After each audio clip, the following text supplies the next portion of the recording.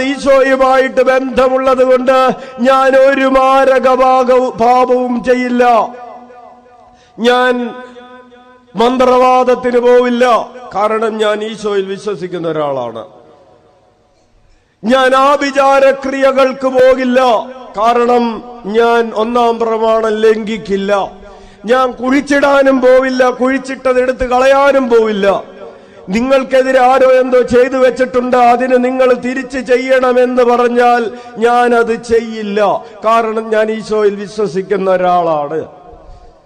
ഞാൻ അങ്ങനെ വ്യഭിചാരത്തിന് പോവില്ല, ഞാൻ ഒരാളെ കൊല്ലാൻ പോവില്ല, ഞാൻ ഒരാളുടെ തട്ടിപ്പറിക്കാൻ പോകില്ല, ഞാൻ ഒരു കള്ളസാക്ഷ്യം പറയാൻ കോടതിയിൽ പോയി നിൽക്കില്ല, ഞാൻ അന്യന്റെ ഭാര്യയെ മോഹിക്കില്ല, ഞാൻ അന്യന്റെ വസ്തുക്കൾ ആഗ്രഹിക്കില്ല, കാരണം ഞാൻ ഈശോയുടെ ഒരു സുഹൃത്താണ്. ഞാൻ ഒരു മാരകഭാവവും ചെയ്യുകയില്ല. ശരി, പക്ഷേ ആരെങ്കിലുമൊക്കെ ഇടയ്ക്ക് കുറ്റം പറയോ? പറയും. അത് ഈശോയ്ക്ക് ഇഷ്ടമല്ലല്ലോ, എന്നാൽ അതൊരു മാരകഭാവം അല്ലല്ലോ. ഇടയ്ക്ക് ഹൃദയത്തിൽ ആരോട് അസൂയ തോന്നാറുണ്ടോ?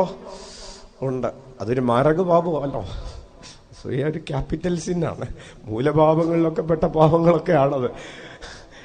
ആരെങ്കിലും മോശമായിട്ട് നോക്കി നിൽക്കോ? മോശമായിട്ട് വീഡിയോ കാണോ? അതൊരു മാരകഭാവമാണോ? നമുക്ക് തീർച്ചയില്ല. മാരകപാപമെന്നും ലഘുപാപമെന്നും പറഞ്ഞ് പാപത്തെ 2 തട്ടായിട്ട് തിരിച്ചിട്ട് നമ്മൾ പറയുന്നു, ഞാൻ ആരുടെയും തട്ടിപ്പറിക്കാനും പോകുന്നില്ല, പിടിച്ചു പറിക്കാനും പോകുന്നില്ല, കൊല്ലാനും പോകുന്നില്ല, പിന്നെ ഞാൻ എന്തിന് പള്ളിയിൽ പോകണം?